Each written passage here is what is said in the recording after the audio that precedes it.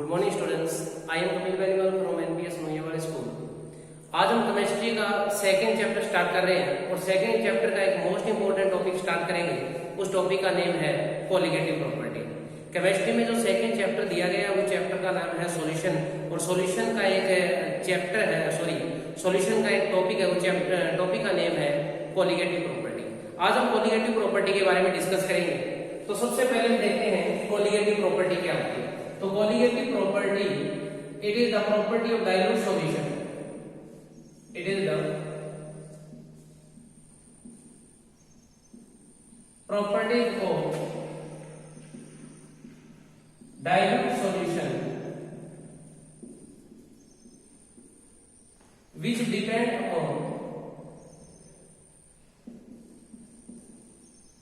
which depend on number of solute particles, do not depend on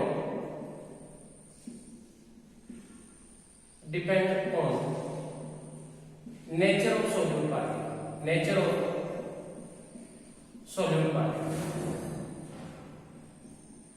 मतलब क्या है कि जो कोलिगेटिव प्रॉपर्टी होती है ये सोल्यूट के नंबर ऑफ सोल्यूट पार्टिकल पे डिपेंड करती है, ये डिपेंड नहीं करेगी नेचर ऑफ सोल्यूट पार्टिकल के अंदर। इसके अंदर हम देखेंगे 4 कोलिगेटिव प्रॉपर्टी अपने सिलेबस के अंदर है। तो सबसे पहली जो टाइप्स ऑफ कोलिगेटिव प्रॉपर्टी अगर देखें कि types of colligative properties,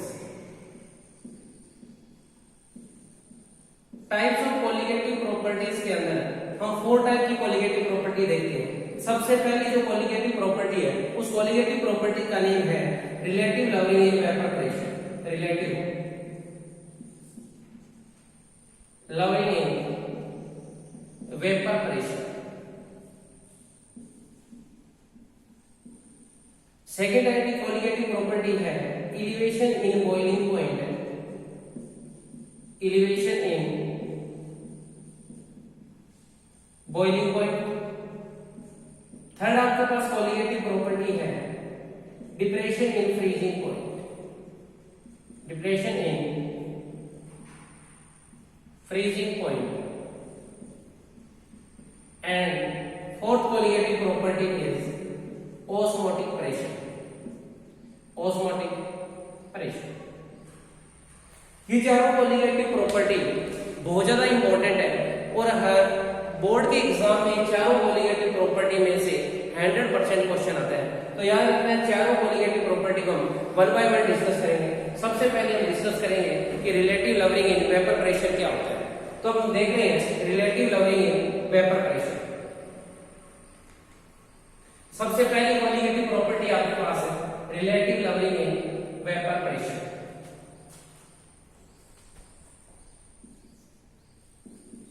relative lowering in vapour pressure.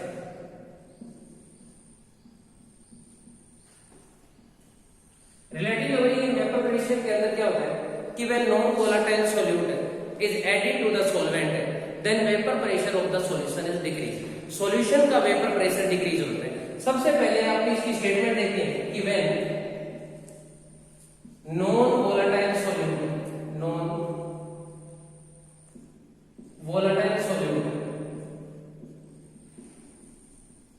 is added to the solvent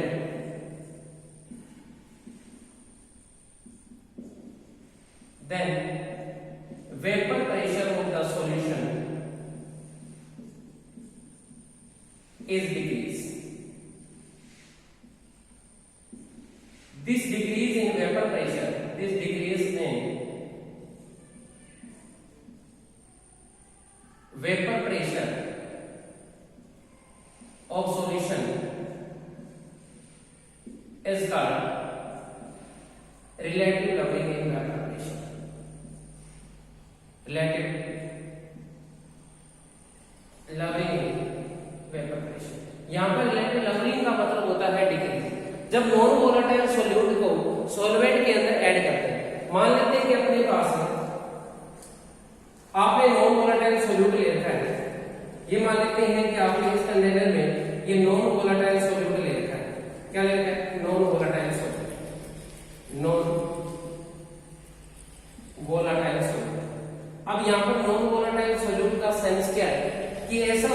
जिनके vapour pressure is equal to क्या हो, 0, यानी कि जिनके वेपर नहीं बनते उनको हम बोलते हैं non volatile solute. Non volatile solute की एग्जांपल जो है वो यूरिया हो सकती है, ग्लूकोज हो सकती है, ये एग्जांपल है नॉन वोलेटाइल सोल्यूट की। NaCl भी ले सकते हो। इस नॉन वोलेटाइल सोल्यूट के अंदर हमें ऐड करना है सॉल्वेंट, ऐड सॉल्वेंट। ये मान लीजिए आपके पास सॉल्वेंट है और इस सॉल्वेंट का कोई कोई वेपर होगा और इस वेपर को मान लेते हैं PaNO। क्या मान लेते हैं? PaNO। PaNO is the vapour pressure of the pure solvent. Pure solvent के अंदर वेपर प्रेशर PaNO है। जब इन दोनों को मिलाया जाता है कि नॉन वोलेटाइल सोल्यूट को सॉल्वेंट के अंदर ऐड किया जाता है तो आपके पास मान लेते हैं कि सॉल्यूशन बनेगा। ये जो छोटे पार्टिकल मैं दिखा रहा हूं, ये छोटे पार्टिकल आपके पास है सॉल्वेंट के। जो छोटे पार्टिकल दिखा रहा हूं ये पार्टिकल आपको मेंशन किए हैं मैंने सॉल्वेंट के लिए और ये जो बड़े पार्टिकल है ये मेंशन किए मैंने सॉल्यूट के लिए। तो यहाँ पर सरफेस एरिया डिक्रीज हो जाएगा क्योंकि कुछ पार्टिकल इसमें सॉल्यूट के आ जाएंगे, सिर्फ वेपर बनेंगे ओनली ऑन सॉल्वेंट के। तो यहाँ पर ये सॉल्यूशन बन गया और इस सॉल्यूशन का हम वेपर प्रेशर मान लेते हैं PS। क्या मान लेते हैं? PS। तो इसके अंदर क्या होता है कि जो वेपर प्रेशर प्योर सॉल्वेंट का होता है वो ज्यादा होता है as compare to vapour pressure of the solution. इसके पीछे रीजन क्या है? क्योंकि हमने सॉल्वेंट के अंदर सॉल्यूट के पार्टिकल मिलाए हैं, उन सॉल्यूट के पार्टिकल के वेपर नहीं बनते। इसका मतलब यहाँ पर सॉल्यूशन के अंदर सरफेस एरिया सॉल्वेंट के लिए क्या होगा? डिक्रीज हो जाएगा। तो PS लिख लेते हैं कि PaNO हमने माना है vapour pressure of pure solvent, vapour pressure of solvent in pure state। PS हम मान लेते हैं vapour pressure of solution, vapour pressure of solution. अब इसके अंदर क्या होता है कि PaNO is greater than PS, मतलब vapour pressure of solvent is greater than vapour pressure of solution. अगर सॉल्वेंट का वेपर प्रेशर ज्यादा है सॉल्यूशन से तो नियम ये कहता है कि ज्यादा में से आप कम घटाएंगे, यानी कि vapour pressure of solvent minus vapour pressure of solution. तो यहाँ पर सॉल्वेंट का वेपर प्रेशर आपके पास है PaNO माइनस सॉल्यूशन का वेपर प्रेशर आपके पास है PS। वेपर प्रेशर में चेंज आ रहा है तो चेंज को लिखा जाता है डेल्टा से, और हम बात कर रहे हैं वेपर प्रेशर की तो इसे लिखते हैं P। तो delta P is equal to क्या आपके पास आ जाएगा? PaNO माइनस PS, और इसी को कहा जाता है लवरिंग इन वेपर प्रेशर। इसको क्या कहा जाता है? Lowering in vapour pressure, lowering in vapour pressure. अब ये वेपर प्रेशर किसके रिस्पेक्ट में है? ये वेपर प्रेशर आए हैं सॉल्वेंट के रिस्पेक्ट में। अगर ये वेपर प्रेशर सॉल्वेंट के रिस्पेक्ट में है तो delta P upon PaNO is equal to PaNO minus PS upon PaNO। इसको बोलते हैं relative lowering in vapour pressure. क्या बोलते हैं इसे? Relative lowering in vapour pressure. मतलब वेपर प्रेशर डिक्रीज होता है विद रिस्पेक्ट टू सॉल्वेंट में। तो ये टॉपिक था relative lowering in vapour pressure. इस रिजल्ट को हम आगे डिस्क्राइब करते हैं।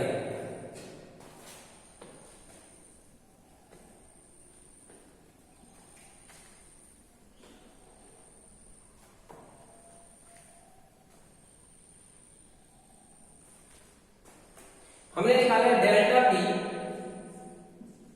Upon PaNO is equal to PaNO minus PS upon PaNO। आप इसको ऐसे लिख सकते हो delta P upon PaNO is equal to PaNO upon PaNO minus PS upon PaNO। यहां से आपके पास आ जाएगा delta P upon PaNO is equal to 1 minus PS upon PaNO। ये सेंस आपके पास आ गया।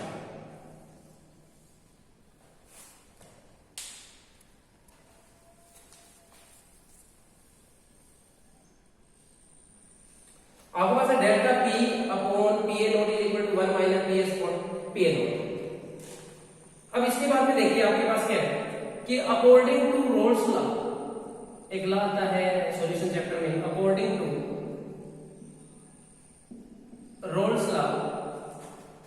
For non volatile solute, for non volatile solute. इस लॉ के अकॉर्डिंग क्या होता है कि PS is equal to the PA naught XA। What is XA? X is known as a mole fraction of solvent. यहां पर XA का मतलब आपके पास क्या है? Mole fraction of solvent. यहां पर सॉल्वेंट का मोल फ्रैक्शन को क्या मानते हैं? XA। मैं नोटेशन दे देता हूं, X भी आप मानोगे मोल फ्रैक्शन ऑफ सॉल्यूट। किसका मोल फ्रैक्शन? सॉल्यूट का। तो यहां से PS upon PA naught is equal to आपके पास आ जाएगा XA। PS upon PA naught is equal to क्या आ जाएगा? XA। आपको पता है sum of the mole fraction of the all component in the solution is always equal to क्या होता है? 1। ये मोल फ्रैक्शन टॉपिक में हमने पढ़ा था, XA plus XB is always equal to क्या होगा? 1। यहां से XA is equal to 1 minus XB। इसको मान लेते हैं हम इक्वेशन नंबर, इसको इक्वेशन नंबर 1 बोल देते हैं, इसको इक्वेशन नंबर 2 बोल देते हैं। तो XA का मान इक्वेशन 2 में put the value of XA in equation 2। तो वी गेट, तो इक्वेशन 2 से PS upon PA naught is equal to 1 minus XB। This imply XB is equal to आपके पास क्या आ जाएगा? 1 minus PS upon PA naught. 1 minus PS upon PA naught, 1 minus PS upon PA naught किसके बराबर आ गया? आपके पास आ गया XB is equal to delta P upon PA note. और इसी को हम बोलते हैं relative lowering in vapour pressure, relative lowering in vapour pressure, RLVP shortcut में बोलते हैं। तो इसका मतलब यहां से relative lowering in vapour pressure की हम सेकंड डेफिनेशन भी लिखेंगे। वो डेफिनेशन क्या है कि relative lowering in vapour pressure is equal to the mole fraction of the solute. ये सॉल्यूट के मोल फ्रैक्शन के बराबर है।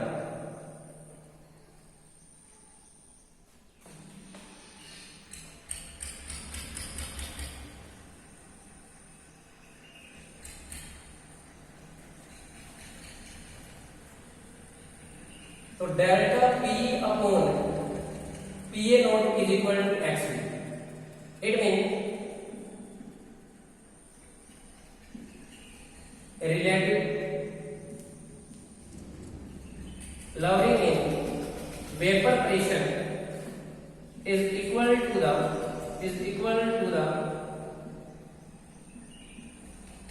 मोल फ्रैक्शन ऑफ सॉल्यूट के मोल फ्रैक्शन के बराबर आ गई। इसको इक्वेशन नंबर बोल देते हैं 3। आपने इक्वेशन 2 के अंदर देखा कि PS upon PA naught is equal to आपके पास था XA। इसको इक्वेशन नंबर 4। अगर इक्वेशन 4 को इक्वेशन 3 से डिवाइड करते हैं, डिवाइडिंग इक्वेशन 4 बाय 3, तो आपके पास क्या है? PS upon PA naught is equal to XA। इसको डिवाइड करना है इससे, तो delta P upon PA naught is equal to upon में XB। आप इक्वेशन 4 को 3 से डिवाइड कर रहे हैं, 4 को 3 से डिवाइड कर रहे हैं, तो XB अपॉन ये आ जाएगा।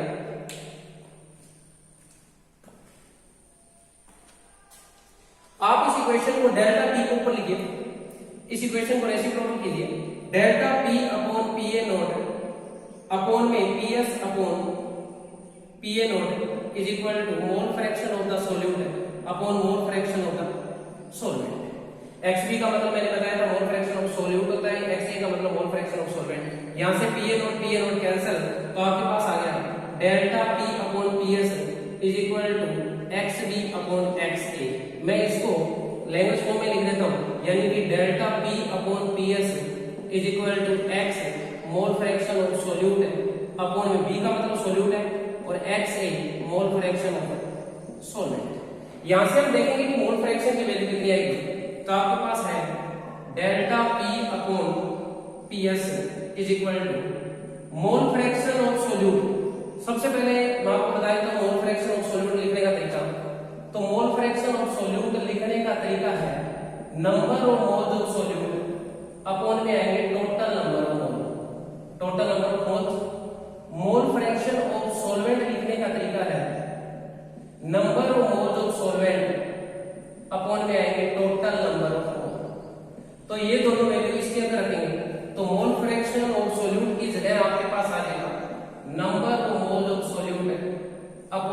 टोटल नंबर ऑफ मोल, और मोल फ्रैक्शन ऑफ सॉल्वेंट की जगह आएगा number of moles of solvent upon में टोटल नंबर ऑफ मोल। यहां से total number of mole total number of mole से कैंसिल हो जाएंगे, तो delta P upon PS is equal to number of moles of solute upon में number of moles of solvent. अब आपको number of moles of solute को कैसे निकालना है? Number of moles of solute को निकालने का तरीका देखिए क्या है कि number of moles of solute निकालने का तरीका क्या है, ये है weight of the solute upon में molar mass of solute. Number of moles of solvent निकालने का तरीका है weight of solute weight of solvent upon में मॉलिक्यूलर मास ऑफ सॉल्वेंट। ये दोनों वैल्यू नंबर ऑफ मोल्स की सॉल्यूट और सॉल्वेंट की इसमें रखने पर आपके पास आ जाएगा delta P upon PS is equal to number of moles of solute, यानी कि वेट ऑफ सॉल्यूट अपॉन में मॉलिक्यूलर मास ऑफ सॉल्यूट। अब आपको number of moles of solvent निकालने का तरीका है weight of solute upon solvent upon में molecular mass of solvent. Weight of solute को लिखने का तरीका क्या है? वेट ऑफ सॉल्यूट को आप लिखोगे W2 से, और वेट ऑफ सॉल्वेंट को आप लिखोगे W1 से। मॉलिक्यूलर मास ऑफ सॉल्यूट का मॉलिक्यूलर मास लिखोगे आप M2 से, और मॉलिक्यूलर मास ऑफ सॉल्वेंट आप लिखोगे M1 से। तो ये चारों वैल्यू अगर इसमें रख देते हैं तो आपके पास delta P upon PS is equal to आपके पास आ जाएगा W2 बटा में M2 इंटू में मैं W1 को M सॉल्वेंट को ऊपर लेके जा रहा हूं, तो ये M1 अपॉन में आ जाएगा W1। ये टोटल फॉर्मूला आपके पास आ गया relative lowering in vapour pressure. ये फॉर्मूला क्यों निकाला है? क्योंकि अक्सर न्यूमेरिकल जो बोर्ड के पॉइंट ऑफ व्यू से देखें तो अक्सर न्यूमेरिकल यहां से पूछे जा सकते हैं। आपको M2 की वैल्यू पूछ सकता है, आपको W2 पूछ सकता है, आपको W1 पूछ सकता है। इनमें से एक चीज आपको पूछेगा और बाकी चीज आपको गिवन होगी, तो इस फॉर्मूले का यूज करें। तो ये फर्स्ट कोलिगेटिव प्रॉपर्टी थी जो हमने देखी थी। आगे नेक्स्ट वीडियो में जितनी भी कोलिगेटिव प्रॉपर्टी आपकी रहेगी उनके बारे में डिस्कस करेंगे। उम्मीद करता हूँ ये कोलिगेटिव प्रॉपर्टी जो फर्स्ट हमने की है ये आपको समझ आई है। अगर वीडियो अच्छी लगे तो लाइक करें और शेयर करें। Thank you, have a nice day.